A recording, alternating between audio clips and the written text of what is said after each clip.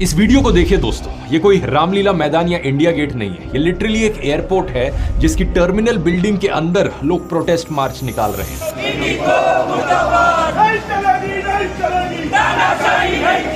पिछले 3 दिनों से इंडिया के लगभग हर मेजर एयरपोर्ट पर अफरा तफरी मची हुई है। लोग चिल्ला रहे हैं, चीख रहे हैं।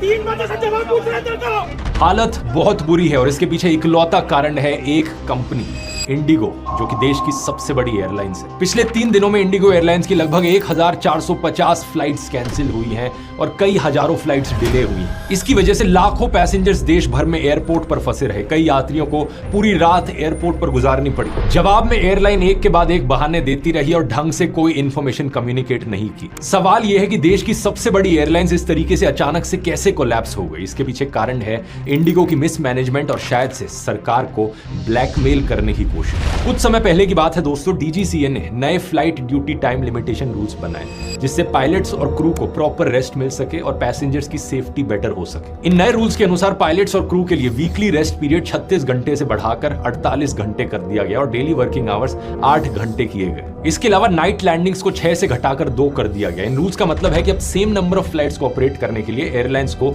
ज्यादा पायलट्स और क्रू मेंबर्स हायर करने पड़ेंगे। इन रूल्स को ओरिजिनली मार्च 2024 में इंप्लीमेंट किया जाना था, लेकिन तब इंडिगो और बाकी एयरलाइंस ने कहा नहीं, ये तो बहुत जल्दी है, प्लीज इसे डिले करो क्योंकि हमें थोड़ा समय चाहिए नए पायलट्स और क्रू मेंबर्स को हायर करने के लिए। लेकिन 18 महीने का टाइम दिए जाने के बाद भी इंडिगो ने ढंग से हायरिंग नहीं करी। एयरलाइंस पायलट एसोसिएशन के प्रेसिडेंट सैम थॉमस का कहना है कि जब भी रूल्स एयरलाइंस के फेवर में नहीं होते तो एयरलाइंस फ्लाइट डिले कर देती हैं या कैंसिल कर देती हैं ताकि सरकार पर रूल्स चेंज करने का प्रेशर बनाया जा सके। इसलिए कहा जा रहा है कि इस तरीके से फ्लाइट्स को कैंसिल करना यह कोई प्लानिंग फेलियर नहीं था, बल्कि एक कैलकुलेटेड स्ट्रैटेजी थी। जानबूझकर अफरा तफरी मचा दो एयरपोर्ट पर ताकि डीजीसीए मजबूर हो जाए इन रूल्स को वापस लेने पर। और एग्जैक्टली ऐसा ही हुआ दोस्तों। डीजीसीए ने 5 दिसंबर को अपने रूल का एक बड़ा इंपॉर्टेंट पॉइंट अब विड्रॉ कर लिया है। लीव्स को वीकली रेस्ट में काउंट करना अलाउ कर दिया है जो पहले नहीं होता था। इसके अलावा डीजीसीए ने 10 फरवरी तक इंडिगो को एक वन टाइम एग्जेम्पशन दे दी है पायलट के नाइट ड्यूटी रूल्स से। इस पूरे मुद्दे के पीछे दोस्तों एक रूट कॉज है एविएशन सेक्टर का इंडिया में